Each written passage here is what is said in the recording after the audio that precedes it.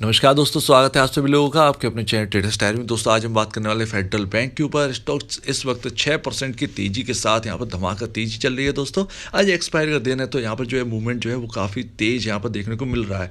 अब क्या हो रहा है फेडरल बैंक में, क्या कोई खबर है, इसके बारे में हम बात करने वाले हैं और क्या करना चाहिए, क्योंकि ये बेस्ट बैंक है मेरी तरफ से। यहाँ पर जो है हमेशा से इस पर बाई का ही कॉल रहा है और हमेशा यही कहा है मैंने कि सबसे सस्ती प्राइवेट बैंक है पूरे प्राइवेट सेक्टर बैंक्स के सेक्टर की मैं बात कर रहा हूँ उसमें, तो आपकी सबसे बढ़िया बैंक है। अब चलिए देख लेते हैं कि क्या करना चाहिए इस पर। तो दोस्तों हमने देखा कि 85.10 के यहाँ पर जो है लेवल्स आ चुके हैं। 2 करोड़ से ऊपर का वॉल्यूम अभी अभी हो चुका है, जबकि यहाँ पर जो है अभी सिर्फ 11 ही बचे हैं, तो अभी और वॉल्यूम्स होने की संभावना है और फेडरल बैंक में ये हाईएस्ट वॉल्यूम है इस वक्त यहाँ पर, और ये ट्रेड कर रहा है अच्छी पोजीशन में। तो यहाँ पर जो है लगता है शॉर्ट कवरिंग जो है वो बहुत ही ज़्यादा तेज हुई है। अब कोई अपडेट है इसको चेक कर लेते हैं। तो अभी कोई भी यहाँ पर जो है, जी हाँ अपडेट है यहाँ पर। क्रेडिट जो केयर रेटिंग है उसने यहाँ पर स्टेबल की रेटिंग यहाँ पर जो है इस बैंक को दी है।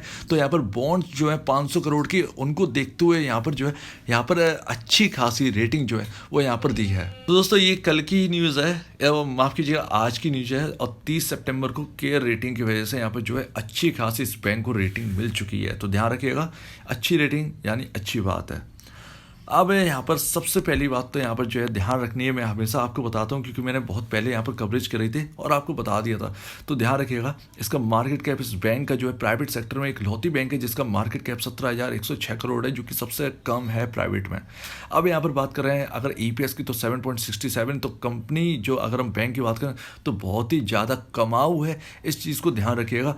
पी रेशियो मैंने हमेशा आपको बताया, क्योंकि यहाँ पर आपके पास बहुत बड़ा डिफरेंस है। इस स्टॉक का सिर्फ पी रेशियो जो है वो 10.61 है, जबकि आपकी सारी प्राइवेट बैंक्स का जो स्टॉक का जो पी रेशियो है वो 34 के आसपास है, 30 के आसपास है। चाहे आप ICICI बैंक उठा के देख लीजिए, HDFC उठा के देख लो, या कोई कोटक है या इंडसइंड बैंक है, कोई भी आप ये सारी बैंक्स आप उठा के देख लीजिए, सबसे सस्ता आपको फेडरल बैंक ही नज़र आए, जो कि अभी चला नहीं है, इसीलिए डिसअपॉइंट लोग हैं।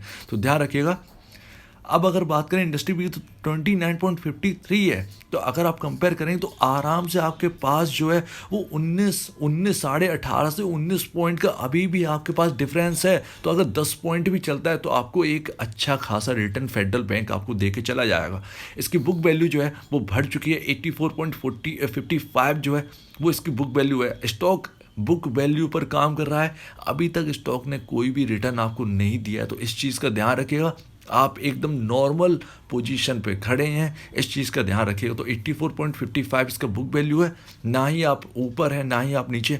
बाकी अगर बात डिविडेंड यील्ड की तो यहाँ पर 0.86 है, जो कि काफ़ी अच्छा है। तो ध्यान रखिएगा, हर पोजीशन में आपकी फेडरल बैंक जो है वो बहुत ही अच्छी बैंक है। बाकी कंपैरिजन में अंडर परफॉर्मेंस बहुत ही इसमें देखने को हमको मिली है, और अंडर वैल्यूड तो कूट करे। तो आपको अगर कोई बेनिफिट देगा तो वो सिर्फ फेडरल बैंक है। आप ICICI से ज़्यादा उम्मीद मत रखिए, जितना आप ICICI में कमाएंगे उससे कई गुना आप फेडरल बैंक में मतलब इन्वेस्ट करके आप जो है वो कमा सकते हैं। तो ध्यान रखिएगा, मैंने हमेशा आपको ये बात बोली है। हालांकि यहाँ पर जो है दिक्कत ये है कि ये 100 रुपये का जो लेवल है वो उसे क्रॉस नहीं कर पा रहा है। एक बार अगर 100 रुपये का लेवल क्रॉस करता है तो फिर यहाँ पर जो है अच्छा माइंड सेटअप यहाँ पर आपको देखने को मिलेगा, जो कि 2-3 सालों से हमको देखने को मिल ही नहीं रहा है। 100 रुपये जाकर ऊपर से यहाँ पर जो ऐसी बिकवाली आती है कि वापस जो है ये 90-80 के लेवल्स पर आ जाए, तो यही एक बड़ी प्रॉब्लम है।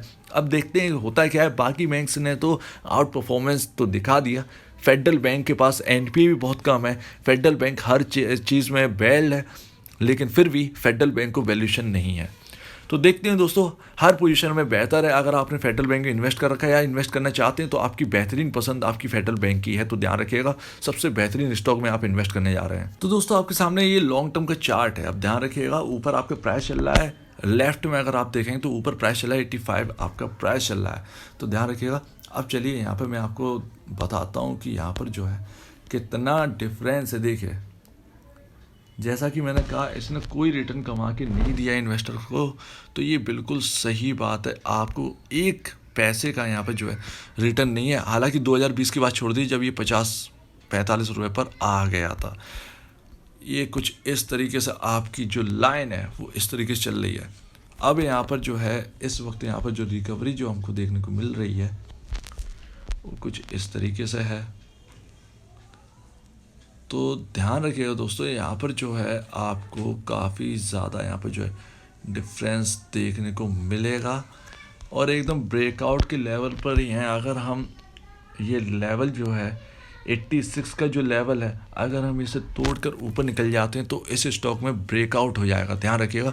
लेकिन यहाँ पर ध्यान रखना है 86 87 का जो लेवल है, तो आपको ध्यान रखना है कि जब 87 का लेवल जब पार करे, क्रॉस करे, तो यहाँ पर 2 दिन का आपको कंफर्मेशन चाहिए होगा। यानी 87 के ऊपर जो है यहाँ पर निकलता है, पहले दिन क्लोजिंग दे जाता है 87 के ऊपर, तो आपको ये करना है कि दूसरे दिन भी आपको वेट करना है और देखना है कि क्लोजिंग जो है वो 87 के ऊपर ही हो रही है या नहीं, क्योंकि ये आपके ब्रेकआउट का कंफर्मेशन रहेगा। तो ध्यान रखिएगा दोस्तों, इस चीज़ का बहुत ज़्यादा ध्यान रखना होगा।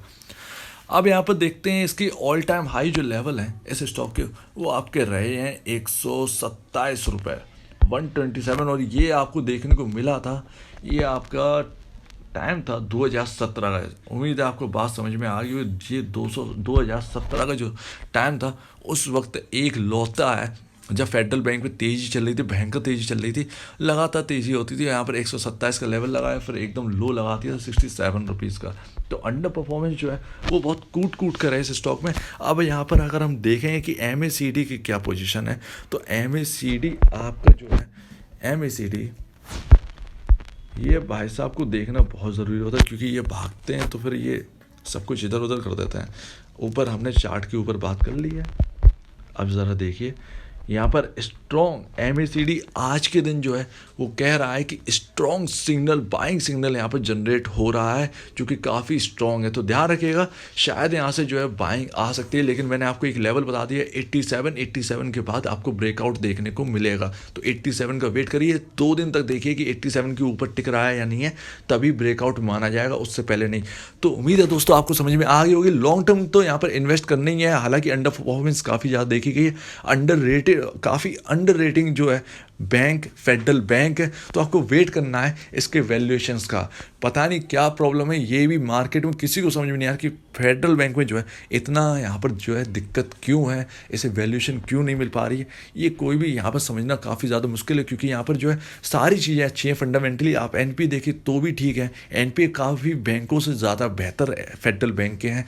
असेट भी काफ़ी ज़्यादा अच्छे हैं, असेट बढ़ते जा रहे हैं, गोल्ड का काम भी है फेडरल बैंक। तो सारी चीज़ें इनकी फेवर में, लेकिन फिर भी मार्केट में वैल्यूएशन नहीं है। तो उस वैल्यूएशन का आप वेट करिए। उम्मीद है यहाँ पर जो है वैल्यूएशन जो है अब फेडरल बैंक को स्टार्ट हो जाएगी मिलना।